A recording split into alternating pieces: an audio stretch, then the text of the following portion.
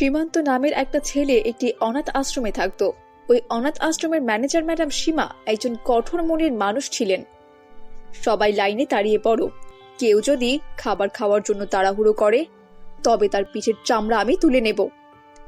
সীমা আশ্রমে ছেলে মেয়েদের একটি রুটি ও 1 চামচ ডাল দিত। অনেক বাচ্চারা ভয়ে ডাল বা রুটির বায়না করতো না। একদিন সীমান্ত যখন তার খাবারের প্লেটটা নিয়ে টেবিলে যাচ্ছিল, তখন ওর প্লেট থেকে ডালের বাটিটা পড়ে গেল। সীমান্ত খালি বাটি নিয়ে আবার ম্যামের কাছে গেল। আন্টি, আমার ডালগুলো সব পড়ে গেছে, আমাকে আরেক বাটি ডাল দিন তো। তোর এত বড় সাহস, তুই ডাল ফেলে নষ্ট করে দিয়ে আবার ডাল চাইতে এসেছিস এখানে? মেঝে নোংরা করার জন্য তোকে তো শাস্তি পেতেই হবে। রাতে যখন ভীষণ ঠান্ডা পড়ছিল, বাহিরে বরফ পড়ছিল, তখন ম্যাডাম সীমা সীমান্তকে বাহিরে পাঠিয়ে দিল। এক রাত যখন বাইরে দাঁড়িয়ে থাকবি তখন ডাল ফেলে দেওয়ার মজা বুঝবি তুই। এই বলে দরজা বন্ধ করে দিল সীমা। সীমান্ত ভয়ঙ্কর ঠান্ডায় কাঁপতে লাগলো। তখন সীমান্তর বান্ধবী সুমিত্রা জানালা দিয়ে তাকে ডাল ফেলে দেওয়ার শাস্তি পেতে দেখে। তখনও চুপি চুপি একটা কম্বল নিয়ে অনাথ আশ্রমের বাইরে যাচ্ছিল, কিন্তু যখনই সে দরজা খুললো, ম্যানেজার সীমা তাকে দেখে ফেললো। ও আচ্ছা, তাহলে তুই খুব পরোপকারী আর দয়ালু হয়েছিস, তাই না? জলদি ভেতরে যা, 3 দিন তুই কোনো খাবার পাবি না, বুঝতে পেরেছিস? বেচারি সুমিত্রা সীমান্তের কোনো সাহায্য করতে পারল না। সীমান্ত ঠান্ডায় হাঁটতে হাঁটতে একটা লুকানোর জায়গা খুঁজছিল। ও দেখলো রাস্তার ধারে একটা কুকুর মুখ দিয়ে কিছু একটা টানছে।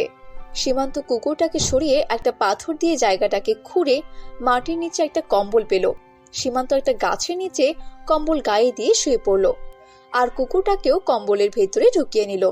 গরম কম্বলের ভেতরে সীমান্তর অনেক ভালো ঘুম হলো। সকালে যখন ওর ঘুম ভাঙলো, তখন ম্যানেজার সীমা ওর সামনে দাঁড়িয়েছিল। শোন, অনেক ঘুমানো হয়েছে তোর, এবার ভেতরে চল। সীমা তার কাছ থেকে কম্বলটা কেড়ে নিল। কম্বলটা তো দেখতে খুবই ভালো, এটাই গাধাটা কোথায় পেল? সেদিন রাতে ম্যানেজার নিজেই ওই কম্বলটা গায়ে দিয়ে শুয়ে পড়ল। সেদিনও একটা স্বপ্ন দেখলো, একটা কুকুর ওর পায়ে কামড়ে দিয়েছে। তখন সাথে সাথে ওর ঘুম ভেঙে গেল। উফ বাবা, খুব বাজে স্বপ্ন ছিল এটা। ও মাই গড, 7টা বেজে গেছে। সে বাহিরে গেল। একটা কুকুর এসে তার পায়ে কামড়ে দিল। ডাক্তারের কাছে গিয়ে সীমার ইনজেকশন নিতে হলো। সীমা পরের দিন আবারও ওই কম্বলটা গায়ে দিয়ে শুয়ে পড়ল। সে আবার স্বপ্ন দেখল যে সে ওই সিঁড়ি দিয়ে পড়ে গেছে। সাথে সাথেই ওর ঘুম ভেঙে গেল। আজ আমি আবার দেরি করে ফেলেছি, আর আবার তার সাথে আবার একটা বাজে স্বপ্ন দেখলাম আমি। এসব কি হচ্ছে কি আমার সাথে? সীমা সেদিন খুব সাবধানে সিঁড়ি দিয়ে ওঠানামা করছিল, কিন্তু বিকেলে যখন ও বই পরিষ্কার করছিল, তখন নিচে ওর অনেক পুরনো একজন বান্ধবী এসেছিল। সে খুব খুশি হয়ে নিচে নামছিল আর ওর পা পিছলে পড়ে গেল। সীমা মাথায় অনেক আঘাত পেল এবং তার বান্ধবী ওকে ডাক্তারের কাছে নিয়ে গেল। তোমার পায়ে তো দেখছি ব্যান্ডেজ করা, আর এখন আবার মাথাতেও ব্যান্ডেজ, কি ব্যাপার বলো তো? জানি না রে, 2 দিন ধরে 2টা বাজে স্বপ্ন দেখলাম আমি। আর আর আমার 2টো স্বপ্ন কেমন সত্যি হয়ে গেল। গত 2 দিন ধরে? একবার মনে করে দেখ তো, এই গত 2 দিনে তুই নতুন কোনো কাজ করেছিস নাকি? নতুন কাজ? না, নতুন কাজ তো আমি করিনি। ও হ্যাঁ হ্যাঁ, মনে পড়েছে, আমি একটা নতুন কম্বল গায়ে দেওয়া শুরু করেছি, যেটা আমি অনাথ আশ্রমের একটা ছেলের কাছ থেকে ছিনিয়ে নিয়েছি। ও তাই বুঝি, ঠিক আছে, আজকে তাহলে ওটা আমি গায়ে দিয়ে দেখবো, কেমন?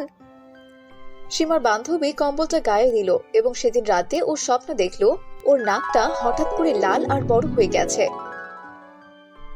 পরের দিন সকালে উঠে ও যখন ব্রেকফাস্ট করতে যাচ্ছিল, তখন বাইরে থেকে একটা মৌমাছি এসে তার নাকটা কামড়ে দিল। নাকটা তো ঠিক ওরকম মোটা হয়ে গেল, যেরকমটা কাল রাতে আমি স্বপ্নে দেখেছিলাম। এই কম্বলটা গায়ে দিলে যে স্বপ্ন দেখা যায় সেটাই বুঝি ঘটে, বাপরে বাপ। সীমা সেদিন সীমান্তর নর্মাল কম্বলটা ছিনিয়ে নিল আর ওকে ওই জাদুই কম্বলটা দিয়ে দিল। সীমান্ত কম্বলটা পেয়ে অনেক খুশি হলো। রাতে সীমান্ত স্বপ্ন দেখলো যে অনাথ আশ্রমের সব ছেলে মেয়েরা কেক, আইসক্রিম আর পেস্ট্রি খাচ্ছে। তখনই ওর ঘুম ভেঙে গেল। কত সুন্দর স্বপ্ন ছিল, কতদিন আমরা কেক আর আইসক্রিমের মুখ পর্যন্ত দেখিনি। যদি এই স্বপ্নটা সত্যি হতো তাহলে কতই না ভালো হতো।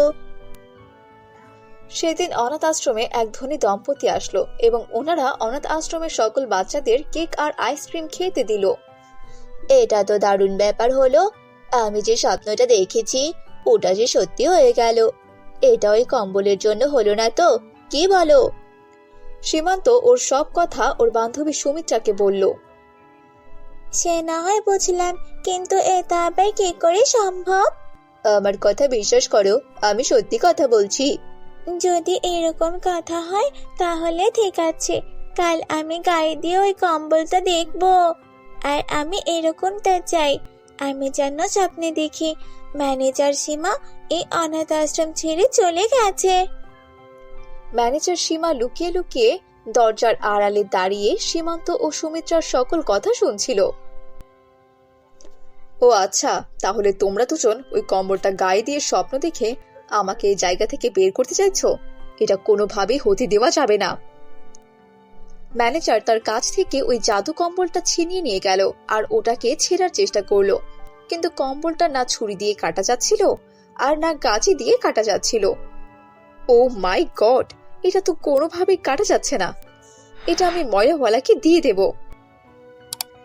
সীমন্ত ও সুমিত্রা লুকিয়ে লুকিয়ে ম্যানেজারের সব কথা শুনছিল। পরের দিন ম্যানেজার কম্বলটা ময়লাওয়ালাকে দিয়ে দিল। সীমা ওখান থেকে চলে গেল। তখন সীমান্ত ও সুমিত্রা ময়লাওয়ালার কাছে গেল। সুমিত্রা ওর কেক ও আইসক্রিম বাছিয়ে রেখেছিল। এরপর ময়লাওয়ালা ওদেরকে কম্বলটা দিয়ে দিল। সুমিত্রা, আমরা ওই স্বপ্নটাই দেখি, ঘুমাবার আগে আমরা যেটা বারবার ভাবতে থাকি।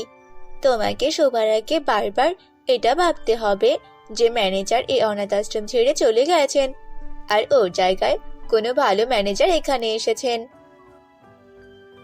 সুমিত্রা শোবার আগে বারবার ওই কথাটাই ভাবছিল। অবশেষে সে স্বপ্নে দেখলো ম্যানেজার সীমা অনাথ আশ্রম ছেড়ে চলে গেছেন আর ওর জায়গায় অন্য ম্যানেজার এসেছে। পরের দিন অনাথ আশ্রমে একজন সরকারি কর্মচারী এলো।